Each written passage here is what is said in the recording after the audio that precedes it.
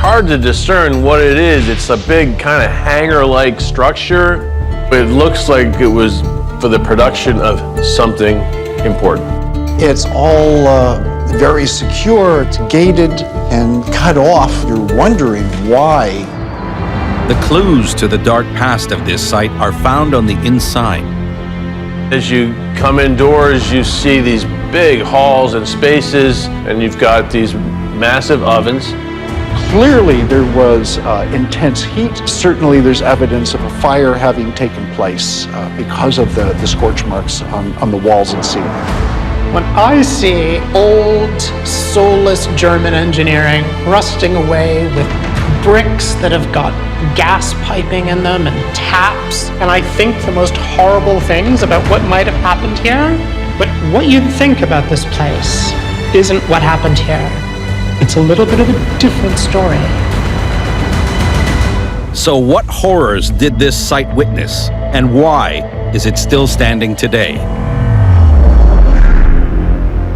The key to unlocking the story of this place is found less than 2 miles away, at Sachsenhausen concentration camp. Built by the Nazis in the year leading up to the Second World War, here the seeds were sown for a brutal system that would change the lives of millions. Sachsenhausen is placed on the outskirts of Berlin because it's hoped that the German people won't know too much about its existence. As the Nazis start to tighten their grip on German political life, more and more people are being pulled off the streets of Berlin and the surrounding cities and locked up in this place. But the camp wasn't the only part of this gruesome crusade. That decaying structure nearby also played a key part in fueling this mission, as a place prisoners were sent to work.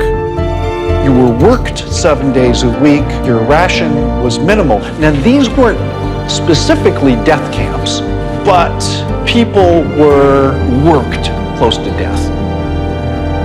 This was the SS Bakery, the place built to feed their captors. But as local expert Horst Severins believes, working here meant an extra layer of torture. Diese großen Öfen oder die Reste davon, die wir hier sehen, haben These big stoves, or the remains of them, had been producing thousands of loaves of bread day after day. What a misery it would have been for them to see all that food being produced here in abundance, while all of them and their fellow inmates in the camp were starving. Even so, the bakery might have been one of the few places to offer a glimmer of hope, but at a potentially deadly price.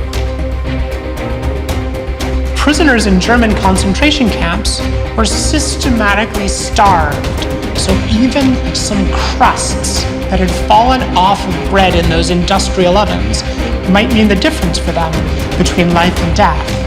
You might think that, oh, if you took the end of the loaf that they were going to lop off anyway, or a crust that fell on the floor, it would be no big deal. But of course it was a big deal. The Germans were big on insisting on obedience. You'd be mercilessly beaten. Despite the dangers, a report from a former prisoner shows that for some, the desperate situation left them no choice. He reports that they smuggled the bread into the camp by halving the loaves lengthways and tying them around their calves so that they were covered by their wide trousers and could be smuggled into the camp. Of course, it was very dangerous. The brutality of these sites is undeniable.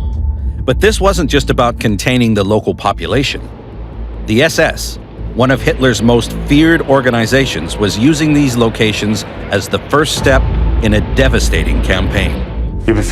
We are now on the second floor of the central watchtower, the so-called Tower A, through which the inmates entered the concentration camp. A machine gun was stationed here, as well as 2 guards who were standing here day and night. One of the model features of Sachsenhausen was that the guards standing up here were able to control the entire camp from this central point. Sachsenhausen was the first of its kind, the template for future concentration and death camps, while other sites would use a rectangular model rather than this triangular shape. The key feature was evident in both: clear lines of sight to prevent escape. You would be gunned down, either by that guard at the apex or in the guard towers scattered around the facility. There was a need that people wouldn't escape because their labor was needed, but also they didn't want people to escape and spread the word of what was going on inside these camps. The concept had a psychological effect as well. Wherever the prisoners moved in the camp, this watchtower was to be seen from everywhere. They basically looked directly into the hole of this machine gun, symbolically expressing the total power of the SS. zum Ausdruck kam. As the prototype camp, in the early years this place held an additional role of vital importance to the regime. In the mid-30s, the Nazis were just starting to figure out how to build a concentration camp. The Nazis are hiring ordinary police officers, and they're hiring ordinary tradesmen, and Sachsenhausen is the place where an ordinary German can be turned into an SS killer. Helping fuel this nightmarish system was the bakery, and its success meant the next stage in a tragic legacy would soon begin. At the bakery, outside of Sachsenhausen concentration camp, prisoners were being forced to bake their own rations. But the real importance of the site was to feed the swelling SS ranks and help fuel the spread of their barbaric rule in more ways than one. When World War II begins in 1939 and Germany massively mobilized, calls all the reserves, expands conscription, you suddenly have a need for bread, to feed all the big garrison around Berlin. At the beginning, production is moderate. We're talking 10,000 loaves a day.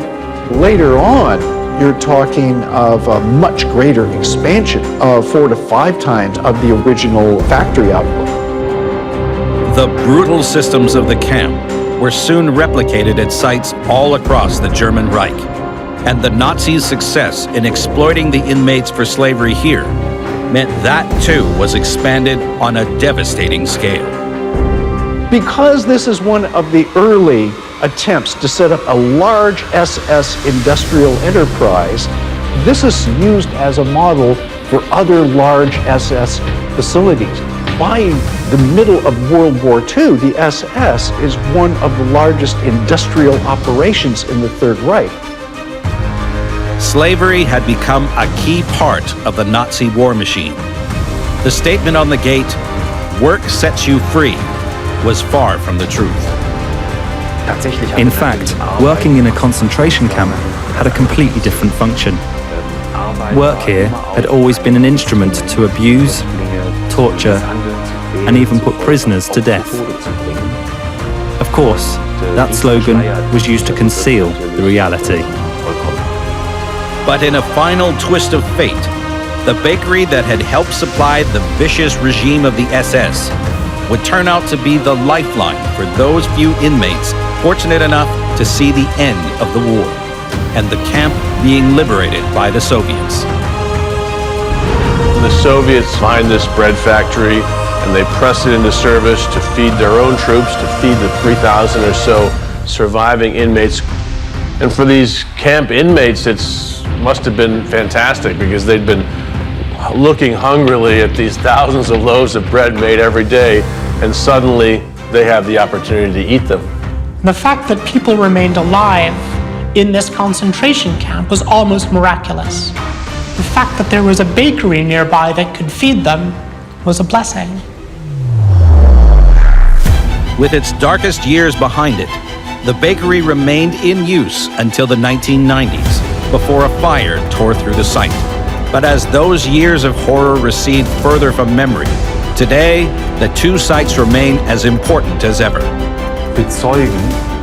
They testify the very existence of these camps and crimes, and that cannot be denied. We think that these architectural witnesses will be all the more important in the future, because the people who once survived the terror of the SS in these camps will soon no longer be amongst us.